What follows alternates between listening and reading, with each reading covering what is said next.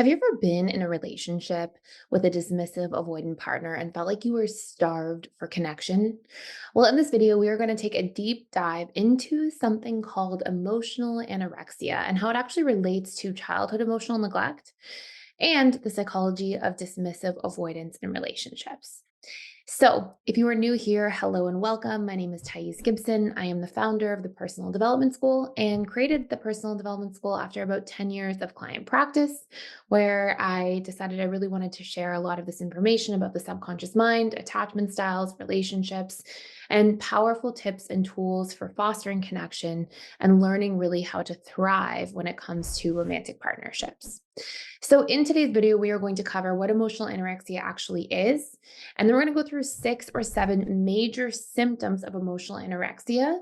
And we'll talk at the end, if you stick around, about what you can do to handle a situation like this or to really foster more connection if you find there's some sort of struggle in the dynamic itself.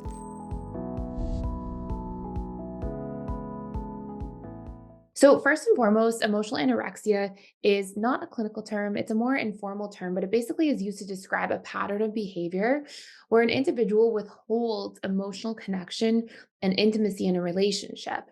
And it's used to essentially illustrate that there can be this strong lacking of connection because of this withholding, but that withholding is essentially born of a dismissive avoidant trying to retain their own emotional bandwidth for a number of different reasons and a number of different ways that we'll get into. And what you'll see in the context of emotional anorexia is that one person may essentially restrict emotional intimacy, vulnerability, and even communication in a way that can mirror in certain patterns the way that somebody with anorexia would actually restrict their food intake. And so this can result essentially in the other partner in the relationship feeling emotionally starved, depleted, deprived in different ways. But ultimately, it's actually because of the relationship the dismissive avoidant has to themselves and their own emotions to begin with. So we'll talk about symptoms, then we'll talk about the deep underlying why for why this happens. So symptom number one is this withholding of affection. And what you may see here is somebody with emotional anorexia may be reluctant to demonstrate emotional affection, give hugs, give kisses, comforting, compliments, cuddling, even affirmation in a lot of different ways.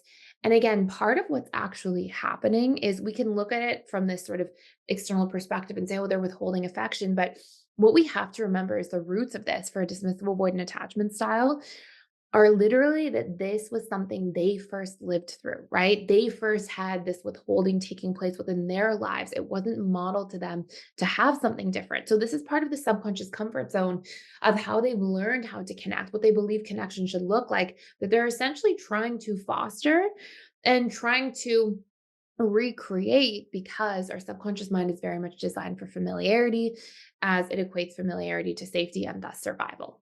Number two, avoiding deeper conversations.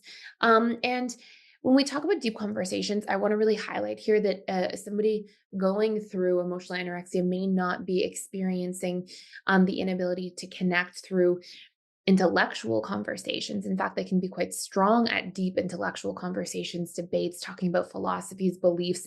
But the deep conversations are more the vulnerable conversations. So these are things like not wanting to share how they feel about something, not wanting to engage too much in terms of meaningful relationship conversations about the future, about the present, about how they feel about the relationship overall, what they're experiencing, affirming the relationship. And again, this is because if you grow up in a household with childhood emotional neglect, vulnerability feels supremely uncomfortable, right? You learn to be the opposite of vulnerable as an adaptation to deal with childhood emotional neglect, which is a big root cause for a lot of why dismissive avoidants are dismissive avoidant. And this can cause, as an adult, somebody to not want to engage in this sort of dynamic. Number three, difficult expressing romantic feelings, difficulty expressing romantic feelings. So what I mean by this is like, it can be really difficult for a dismissive avoidant to want to say, I love you, I miss you. I care about our future together. I'm so grateful for you. It can actually just be really hard for them to express love. Again, rooted back in the same reasons as I've been saying, this sort of lack of being able to be emotionally vulnerable. So we have three more symptoms. I will say, if you are somebody who struggles with this, even as a fearful avoidant, dismissive avoidant, where you find that you have at least bouts of this kind of dynamic, I just want to say for a moment, like it's not your fault, right? It's your responsibility to fix, to change, to work through. And in doing so, your relationships will be much more meaningful. But it's not like this is something you were consciously choosing. It's something that's been programmed in to your subconscious mind. And for a lot of really strong avoidant attachment styles, it's an unknown. They don't even really know that they are doing this or exhibiting these different patterns. And in fact, it's what they sort of tend to expect from other people because, again, this is what's been modeled to them. So, number 4, um, keeping or creating emotional distance. And so, what's really interesting about this is this can happen in a variety of different forms. This can be through things like distancing in communication, so not calling back, kind of dropping off for periods of time. But this can also be things like avoiding maintaining eye contact for long periods of time, keeping physical distance, not wanting to be in too close of proximity. I've even seen quite commonly in more extreme dismissive avoidance in particular, that they may not even want somebody to come into their space. Like they really don't let somebody into their physical space at times, because there's a sense of vulnerability in having somebody in your home and space. I've had clients who are dismissive avoidants who talk to me about this. So it's important to sort of recognize some of these patterns. And again, if you're on the receiving end of some of these things, it's also really important to not take them personally, right? It doesn't mean we don't communicate and ask to change these things. It just means that we realize this isn't about me not being good enough or me not being lovable. It's really important that you have standards in relationships for what you're looking for and you advocate for those standards and see if relationship can move into a way where vulnerability happens and it grows. But if not, you may have to also decide what boundaries are important for you going forward. But these things are not happening because of you if you're on the receiving end. These things are happening because of somebody's unresolved trauma, and pain from emotional neglect and the impact that that brings. Another big one is we'll see a lack of empathy being expressed. I want to really highlight here, this doesn't mean that the dismissive avoidant is not feeling empathy. In fact, one of the things that was most surprising to me when I was working the very first year in my practice and it was very busy and I saw lots of people was how much dismissive avoidants are very empathetic, but it just feels too vulnerable for them to express things. So they will kind of hold back. They'll kind of do acts of services to be supportive without asking too much or trying to talk too much. They sometimes feel like they're being invasive if they express empathy to other people. They feel like, oh, if I'm asking too many questions, I'm violating your privacy. So they'll even like withhold expressing things for those reasons. But the lack of expression of empathy or validation of feelings can be a really, really strong piece here. And I will say, by the way, too, if you want to do a deeper dive into some of this content and how to recondition this, I have fearful avoidant and dismissive avoidant reprogramming courses that help with not just this, but many other features of what it means to become securely attached, core wounds, needs, unresolved pain points, and stories that we may be carrying from childhood, boundaries, and that you can actually check out completely for free just for a limited time, and I'll put the link in the description down below. And last but not least, we have inconsistency. And really what I mean by inconsistency is often inconsistent availability. Sometimes we may see somebody be very available, and then really withhold that availability or withdraw. Sometimes that's because somebody's experiencing a vulnerability hangover and they feel ashamed after being vulnerable. Other times it's because they really are struggling to regulate their own emotional bandwidth. And so they're sort of withholding and withdrawing for those reasons.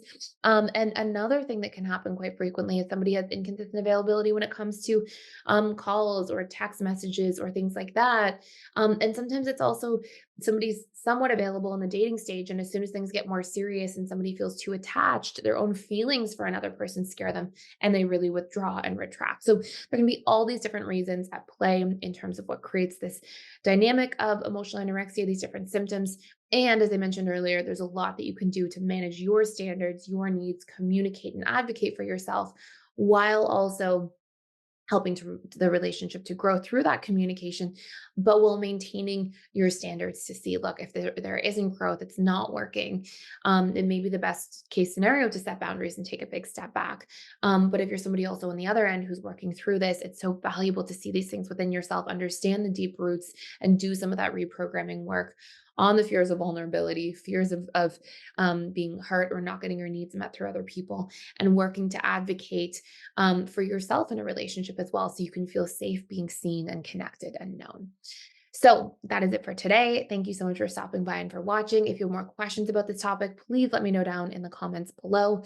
And I really appreciate you being here. Please consider liking, sharing, subscribing. I put pretty much daily videos out on this channel about attachment styles, the subconscious mind, reconditioning, relationship tools, and would love to have you as a part of the community. Thank you for watching.